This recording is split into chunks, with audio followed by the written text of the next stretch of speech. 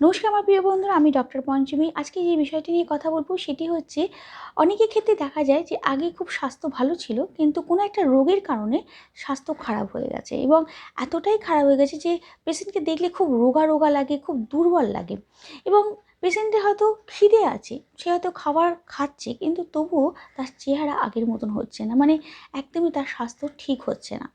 এবং তার সাথে যদি কনস্টিপেশনের সমস্যা থাকে এবং যদি দেখা যায় যে তার স্কিন আস্তে আস্তে কালো হয়ে যাচ্ছে, সেই ক্ষেত্রে আজকে যে মেডিসিনটি আমি বলবো, সেই মেডিসিনটি আপনি ইউজ করে দেখুন, খুব ভালো ফল পাবেন। আপনার যে সমস্যাটা হয়েছে যে আপনার স্বাস্থ্য একদম ঠিক হচ্ছে না, আপনার কনস্টিপেশনের সমস্যা হচ্ছে বা আপনার স্কিন আস্তে আস্তে ডার্ক হয়ে যাচ্ছে, সেই ক্ষেত্রে খুব এফেক্টিভ মেডিসিন হিসেবে কাজ করবে।